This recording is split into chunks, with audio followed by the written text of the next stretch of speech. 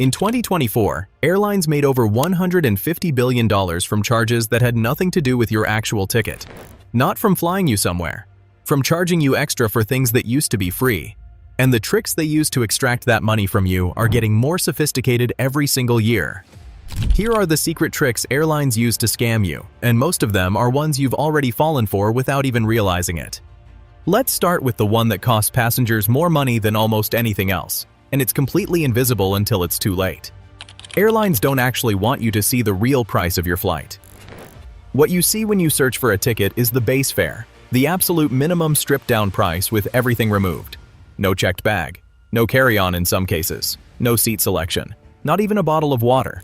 That base fare exists for one reason only: to appear at the top of search engine results. Airlines know that booking websites rank flights by price, so they've engineered their fares to look as cheap as possible up front, knowing they'll make the real money on the other side. And the numbers prove it. Frontier Airlines now makes 62% of its total revenue from fees, not tickets. Spirit makes nearly 59%. That means for every dollar you think you're spending on a flight, you're actually spending almost $2 once everything is added back in. In 2024, the global airline industry pulled in over $150 billion in what the industry calls ancillary revenue. That's a $32 billion increase from the year before. A United States Senate investigation found that just 5 American airlines collected $12.4 billion in seat fees alone between 2018 and 2023. That's a 50% increase in just 6 years. And those numbers are only going up. But the pricing trick goes deeper than just hiding fees. Because airlines aren't just charging you more. They're using artificial intelligence to figure out exactly how much more you're willing to pay.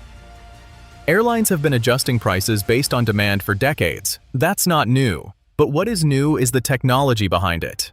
Airlines like Delta, Lufthansa, Emirates, and United are now deploying what the industry calls continuous pricing, powered by deep learning algorithms that don't just react to demand. They predict it. These systems process your search history, your booking patterns, the device you're searching on, the time of day, competitor pricing, local events near your destination, even the weather forecast, and they calculate the maximum price you're likely to accept before clicking away. A Harvard researcher studying airline pricing described it as the difference between generalized data and surveillance pricing, where your personal information becomes the main ingredient in the algorithm that sets your fare. 2 passengers sitting in the exact same row, same class, same baggage allowance can pay completely different prices, and neither of them will ever know. Airlines adjust fares multiple times per day across hundreds of routes.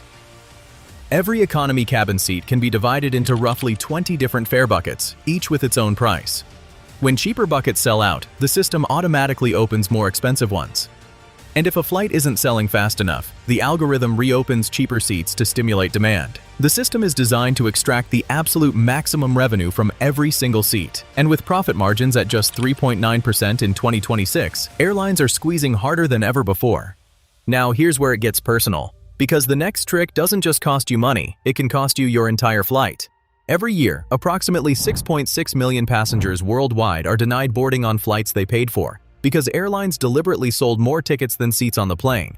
This is called overbooking, and it is completely legal. Airlines analyze historical data showing that between 2 and 15% of passengers won't show up for any given flight, so they sell extra tickets to compensate. When they guess right, every seat is filled and nobody notices. When they guess wrong, somebody gets bumped, and the data shows which airlines are the worst offenders. Frontier bumped over 4,000 passengers involuntarily in just 6 months, making it the worst in America for denied boarding. American Airlines wasn't far behind, booting more than 7,000 passengers in one reporting period. That's real people, with real plans. Being told their confirmed reservation means nothing. And here's the detail most passengers miss. When an airline bumps you, they're required by law to compensate you. In the United States, involuntary bumping compensation ranges from $775 all the way up to $1,550 depending on how long you're delayed. In Europe, it's 250 to 600 euros. But airlines would much rather you volunteer to give up your seat because volunteers accept whatever the airline offers, usually a voucher worth far less than the legal minimum. Before you ever accept a voucher for a bumped flight, know what you're legally owed. Because once you volunteer, you've waived your right to the higher payout. But overbooking is a trick you can at least see coming. The next one is designed so you never notice it at all.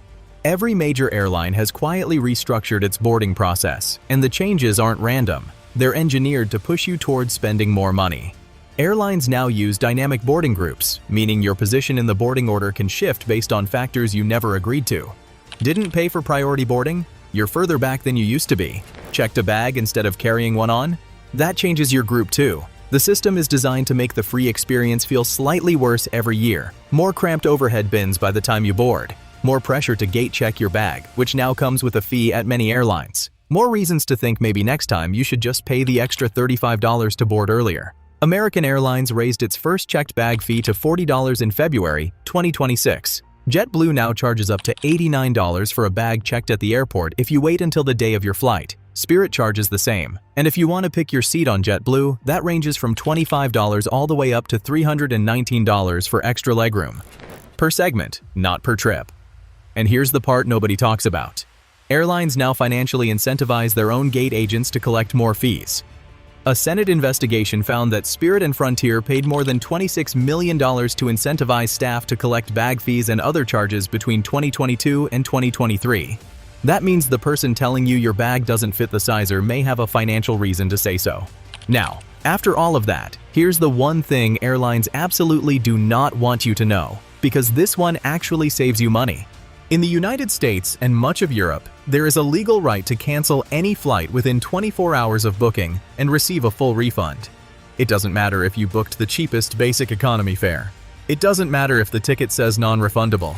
The 24-hour cancellation window is a legal requirement, and airlines must honor it. But they will never tell you about it. You won't see it on the booking confirmation screen. You won't hear about it from customer service unless you specifically ask, because every passenger who doesn't know this rule exists is a passenger who keeps a ticket they might have otherwise canceled. This is genuinely one of the most valuable things you can know as a traveler. Found a cheaper fare 5 hours after booking? Cancel the first one, rebook, and pocket the difference. Changed your mind about the trip entirely? Full refund, no penalties.